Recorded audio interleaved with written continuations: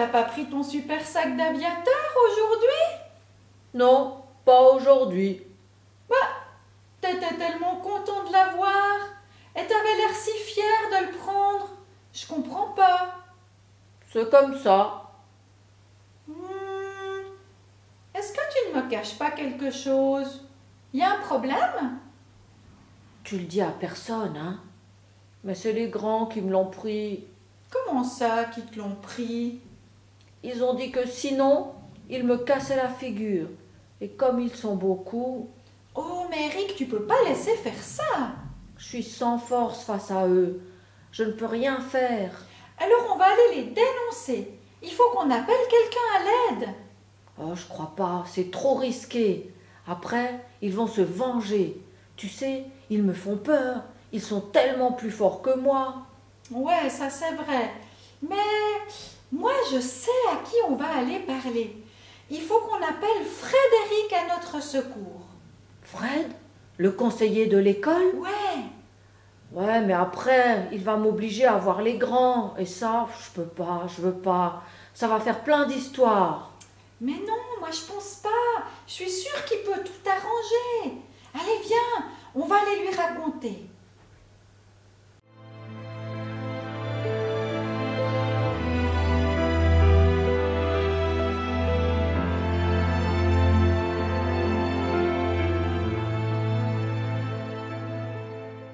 Le roi Josaphat est sorti sain et sauf de la bataille qu'il avait menée contre les Syriens.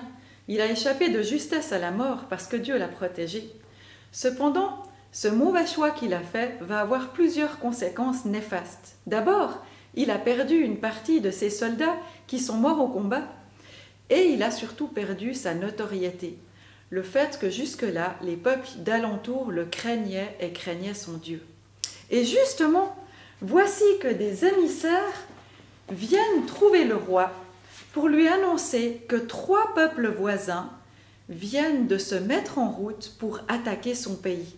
Ce sont 3 peuples qui vivaient juste de l'autre côté du Jourdain et qui se sont dit que finalement ce roi Josaphat n'était peut-être pas si invincible que ça et que puisqu'il venait de perdre la guerre contre les Syriens, c'était peut-être le bon moment de l'attaquer et de reprendre ce pays. Alors, comme on peut le voir sur cette image, le roi est très soucieux. Le texte biblique nous dit même que le roi prend peur.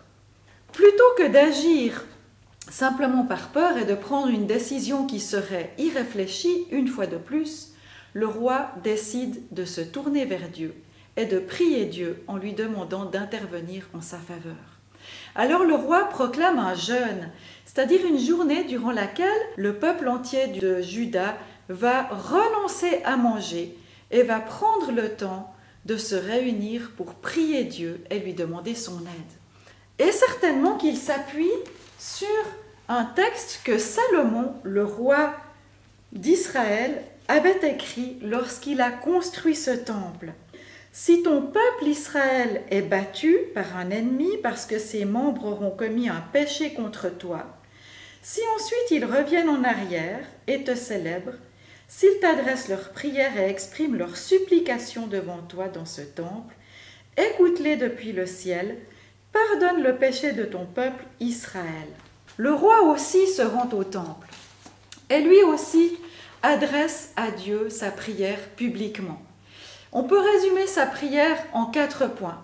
D'abord, le roi dit à Dieu, « C'est toi Dieu qui règne sur tout l'univers, sur tous les royaumes, sur tous les chefs d'État, sur tous les chefs d'armée. C'est toi qui es au-dessus de tout. Autrement dit, tu es bien plus puissant que ces chefs d'armée qui se sont mis en route pour nous attaquer. » Ensuite, en deuxième lieu, le roi dit à Dieu, « C'est toi Dieu qui as choisi ce peuple d'Israël pour en faire ton peuple. C'est toi qui lui as attribué ce pays là où nous sommes aujourd'hui et qui as promis de le lui donner ainsi qu'à sa descendance.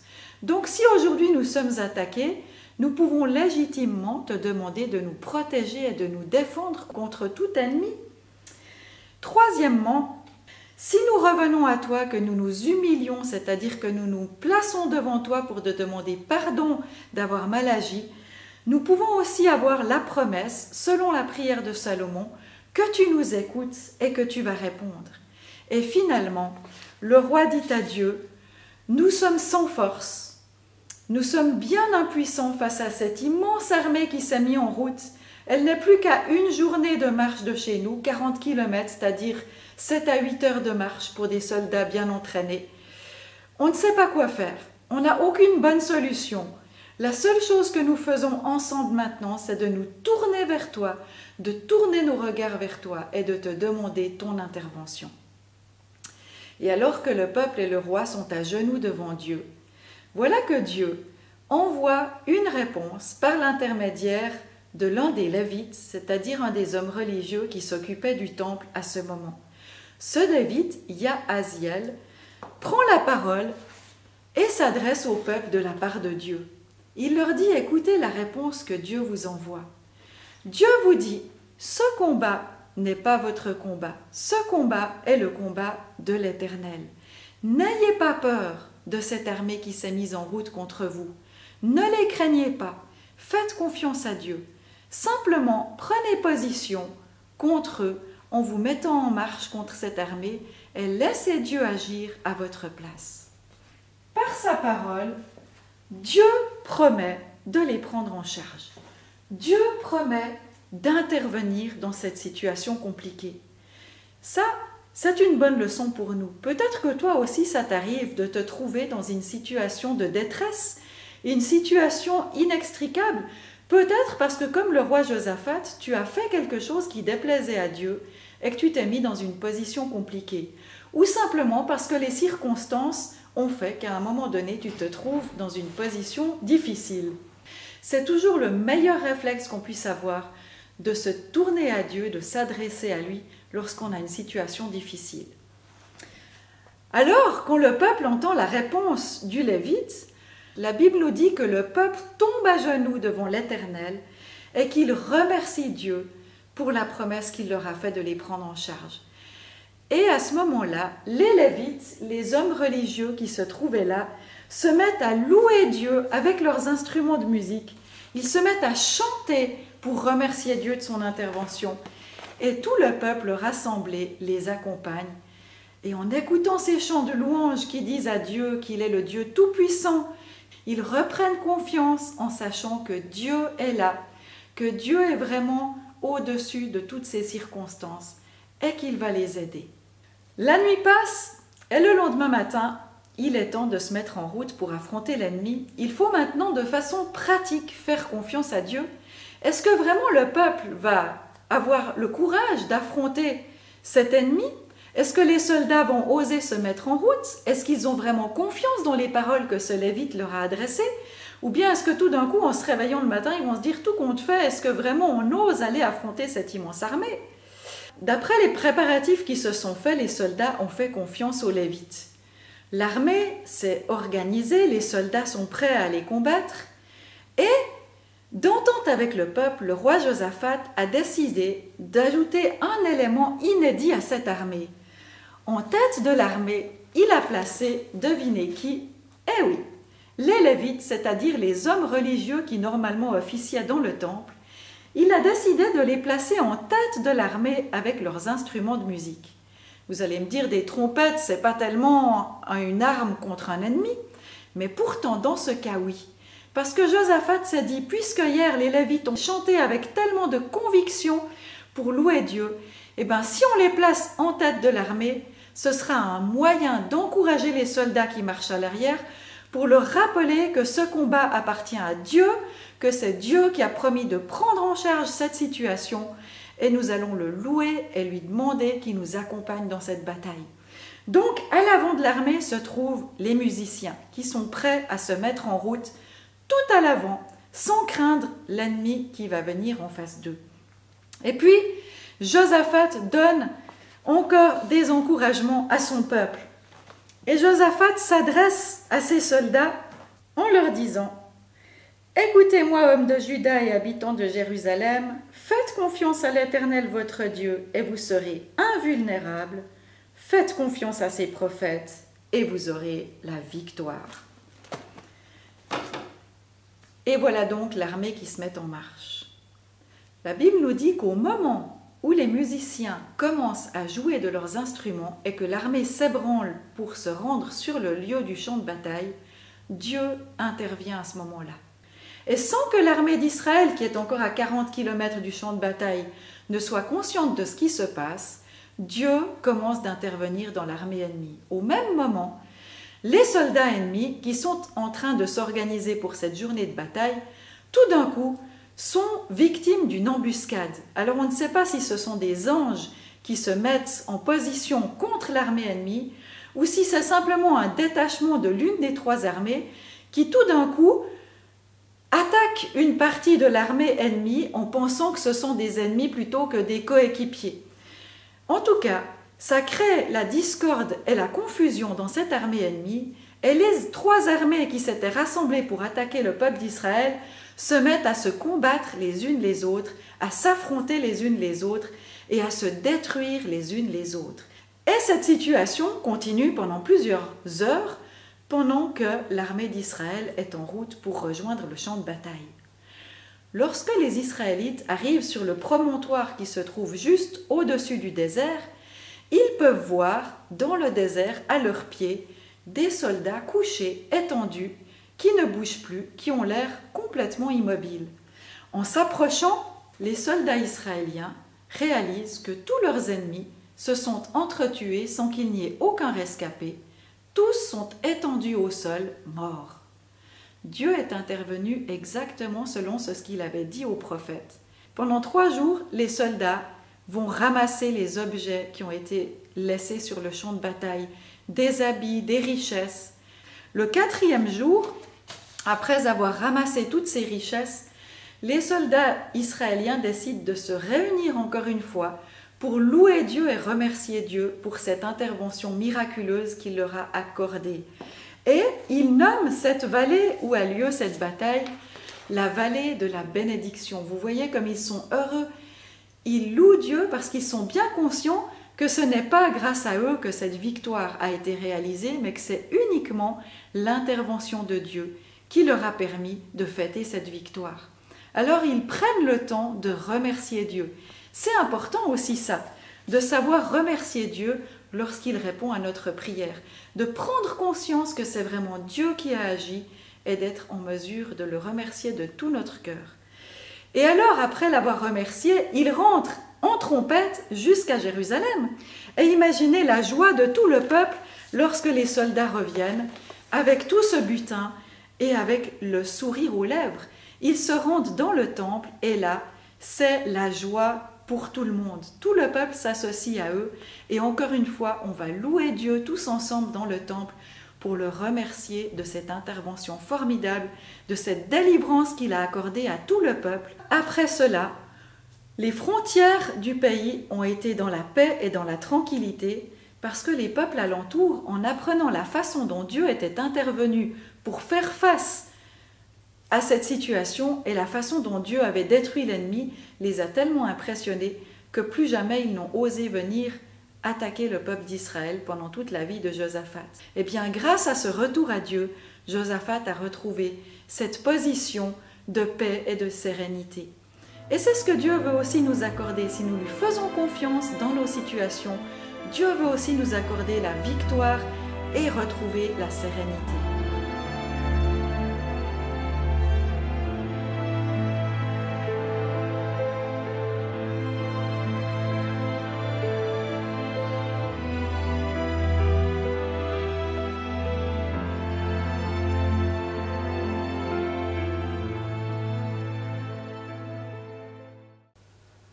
Alors Eric, ça s'est arrangé? Oui, je n'ai rien eu à faire. Fred, il les connaît bien, les grands. Alors, l'air de rien, il leur a fait remarquer que c'était bizarre qu'ils aient le même sac d'aviateur que moi. Il est excellent, Fred, c'est super. Oui, ils ont tout avoué. Et Fred a pu leur dire qu'il ne fallait pas qu'ils les embêtent, les petits. Ah ouais, et comme ça, ils vont te laisser tranquille et ils vont aussi ficher la paix aux autres. Oui, heureusement que Fred était là pour prendre tout en charge. Ah ben oui, et heureusement que tu lui as fait confiance.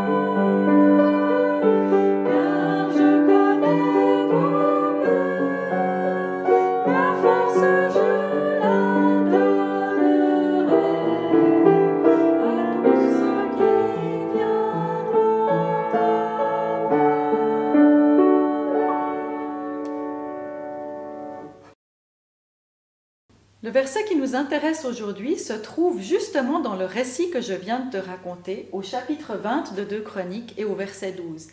Il s'agit de la fin de la prière que le roi Josaphat a adressée à Dieu. Et voici ce qu'il disait. « Car nous sommes sans force, nous ne savons pas quoi faire, mais nos yeux sont sur toi. » Nos yeux sont sur toi, sous-entendu Dieu.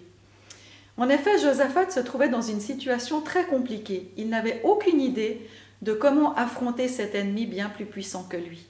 Mais la première bonne solution que Josaphat a trouvée, c'était de s'adresser à Dieu et puis de reconnaître qu'il avait besoin de Dieu. Et peut-être que pour toi aussi, tu peux te trouver dans une situation compliquée. Il est important que tu te souviennes que d'abord, tu dois te placer devant Dieu et reconnaître que tout seul, tu n'y arrives pas, que tu as besoin de Dieu pour t'aider.